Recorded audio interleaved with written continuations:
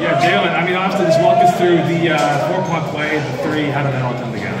Honestly, I caught the ball, I shot it, I didn't see the rim. And then I was laying on the ground, dude was sitting on me, I look up, and I hear someone in the crowd go, yeah, dog! I'm like, oh, I made it. I made it, and I got up, my teammates came like, you made it? I'm like, oh my God, I did not know I made it. So then you go to the line for the free throw. What's going through your head? What's the heart rate like? I was calm. It was a free throw, it's free throw. It's free, it's free. I know you guys have won a lot of big games this year, obviously, but to come into a place like this and have, goes back and forth and everything and pulls this out, what's it say about your team? Oh yeah, this is big. I mean, there's a lot of moments we could have folded.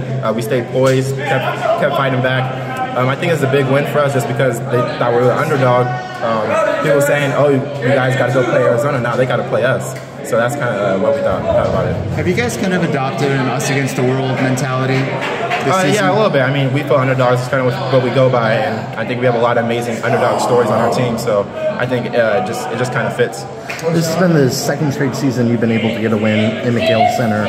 I think you guys are 3-1 against Arizona in the last 4 games. What makes you guys so successful against the Wildcats, and what you guys like about that matchup? I think a lot of it comes with our defense. Obviously, they're a team that scores a lot of points, and I think they scored like 70-something? Or 90-something, generally. Yeah, they usually score like 90-something. We come to 70-something, so I think that's what the biggest thing is. I mean, I wasn't here last year, but that's what I think so this year. So I'm 2-0. Just saying.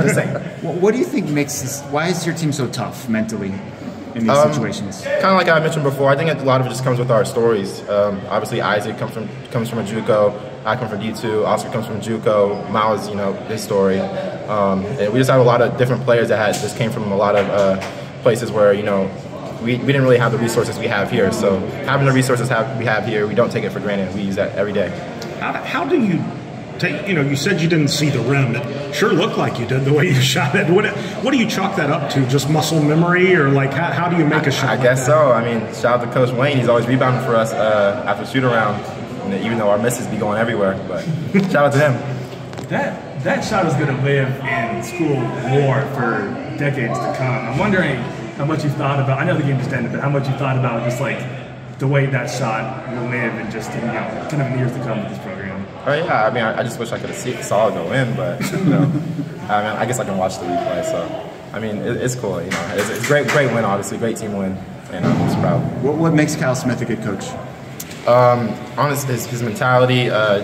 He's really like detail oriented, patient into the stats, and I kind of like that because it shows how we're producing. So I think a lot of it has to do with that, and then his passion.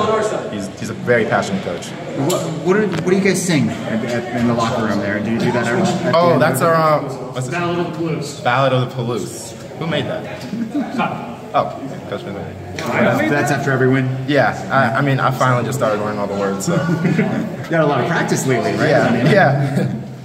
Anything else for Jaylen? So coming down to the final stretch of the season, I believe 5-6 games left, just the place that you guys are at, potentially putting yourself in position to win the conference. How do you feel about that, and what do you think still needs to be done?